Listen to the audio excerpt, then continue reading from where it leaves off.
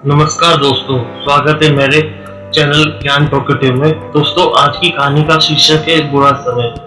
दोस्तों, इस दुनिया की शख्स नहीं है जिसने बुरा समय ना देखो, पर कोई कोई ऐसे बदकिस्मत रहते हैं जिन्हें बचपन से ही दुख और परेशानियों का सामना करना पड़ता है। उन्हीं में से एक शख्स की कहानी है। चलो शुरू करते हैं कहानी बुरा समय। राजू बचपन से ही काफी परेशानियों का सामना कर रहा था। उसकी माँ मर गई थी, पिताजी को शराब की लत थी और पिताजी एक दूसरी औरत से ब्याह करके आया। वो औरत आए दिन राजू को गालियां और उससे हर तरह के काम करवाती थी और स्कूल भी जाता था। स्कूल के आने के बाद भी उसे हर तरह के काम उसे करने पड़ते थे। ऐसे ही दिन निकलते जा रहे थे। एक दिन उसकी सौतेली माँ ने राजू के खिलाफ शिकायत, झूठी शिकायत कह सकते कि अपने पिताजी से कि ये कामचोर है, आए दिन बदतमीजी करता है, जो उलट था। राजू ने ये बात ना मानी और कहा ये औरत झूठ बोल रही। पिताजी जो थे उस दूसरी औरत के चक्कर में ऐसे फंस गए थे कि वो उसकी बात ही नहीं मान रहे थे राजू की, और उसने राजू की पढ़ाई भी छुड़वा दी। अब उसकी सौतेली माँ को और भी समय मिल गया था राजू को तंग करने के लिए। वो आए दिन हर चीज काम करवाती थी, कपड़े धोने से लेके बर्तन तक। एक दिन राजू तंग आकर चुपके से रात को घर छोड़ के चला गया। राजू घर छोड़ के तो चला गया, उसने अपने घर पे चिट्ठी लिखी कि मुझे ढूंढने की कोशिश मत करना, मैं ये दुख और परेशानी भरा जीवन नहीं जी सकता, इसलिए मैं ये घर छोड़ के जा रहा हूँ। पर जैसे ही राजू घर छोड़ के गया, उसे पता नहीं था कि वो कहाँ जा रहा है। और जैसे एक स्टेशन पर पहुंचा, उसे कुछ सूझ नहीं रहा था। वो स्टेशन पे ही सो गया। ना उसे खाने को कुछ था, ना पहनने को, और रात में इतनी कड़ाके की ठंड थी, वो ठिठुर रहा था। तभी एक भिखारी की टोली ने उस पर ध्यान दिया। राजू की मुश्किलें यहाँ पे ही नहीं दूर हुई। उसमें से एक भिखारी का जो टोली का आदमी था उसे पकड़ लिया। असल में वो भिखारी जो थे वो बच्चों को पकड़ के उससे गलत काम करवाते थे, भीख मंगवाते थे, किसी की आंखें फोड़ देते थे, किसी का पैर काट के उसे भीख मंगवाते थे ताकि उनको ज्यादा भीख मिले। राजू को भी पकड़ के लेके गए। तभी राजू उनके टोली के मालिक से मिला। उसके टोली के मालिक ने कहा ये तो एक खानदानी लड़का लग रहा है, क्या भीख मिलेगी, इसके टांगे काट दो। राजू को कुछ सूझ नहीं रहा था। उसने जैसे तैसे उस आदमी के हाथ को काटा और भागने में सक्षम हो गया। राजू बहुत दूर भाग चुका था। राजू काफी दिनों तक ऐसे ही भागता रहा। ना उसे खाने को कुछ था, ना पहनने को, ना इधर सोने का सही ठिकाना था। एक दिन राजू किसी चाय की दुकान के यहाँ पे बैठा था। वो रो रहा था और उसी समय एक भले आदमी ने उससे पूछा, भाई क्यों रो रहे हो? असल में वो और कोई नहीं, और चाय की दुकान का मालिक ही था।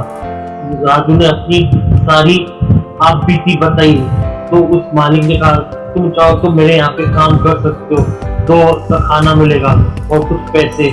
राजू ने सोचा चलो ठीक यही है कि मैं इसके यहाँ पे काम कर लेता हूँ। इस तरह राजू की जिंदगी बीतती गई। राजू सिर्फ काम पे ही ध्यान देता था और कहीं नहीं। राजू अब एक जवान युवक हो गया था।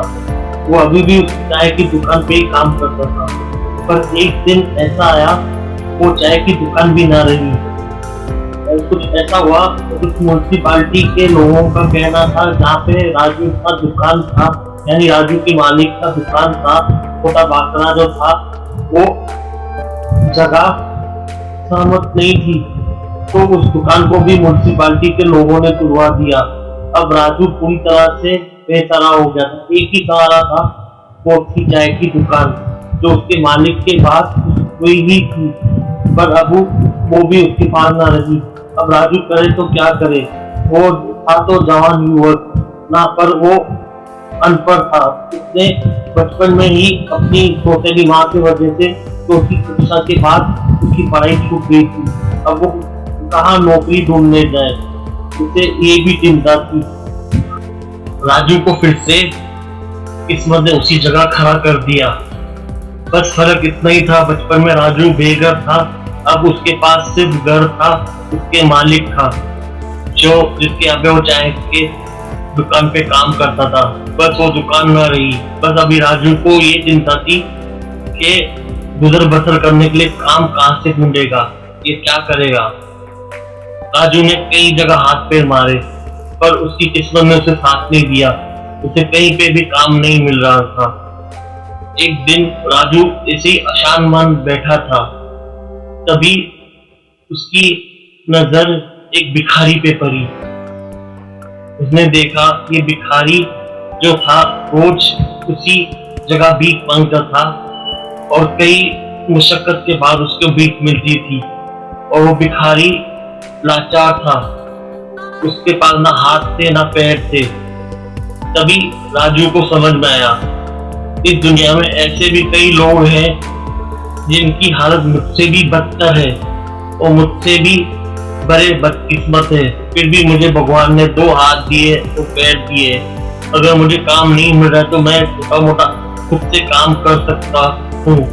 तो राजू ने जो भी कुछ थाना वो करके दिखाने की कोशिश की। राजू के पास जो बच्चे कुछ पैसे जमा थे उसमें से उसने एक ठेला खरीद लिया और वो फल और सब्जी बेचने लगा। राजू अब जान चुका था कि इस दुनिया में जब तक हम जिंदा हैं तब तक परेशानियां और दुख लगे रहते हैं। हमें इस परेशानियों को और दुख और इस बुरे समय को हंस के समझना होगा। और राजू जान चुका था कि बुरा समय इस जिंदगी में रहता ही है और हमें लड़ के इस बुरे समय से जिंदा रहना होगा। उसको आज की कहानी बस ही दोस्तों, इस कहानी से हमें ये सीख मिलती है चाहे कितना भी बुरा समय आ जाए हमें हिम्मत नहीं हारनी चाहिए। हमें इससे निपटने का रास्ता इख्तियार करना चाहिए। दोस्तों, अगर आपको मेरी आज की कहानी बुरा समय पसंद आई है तो मेरे चैनल ज्ञान टॉकेटिव को लाइक, शेयर और सब्सक्राइब करना मत भूलना और बेल आइकन जरूर प्रेस करना ताकि मेरी जो भी वीडियो है उसका नोटिफिकेशन आप तक पहुंच जाए।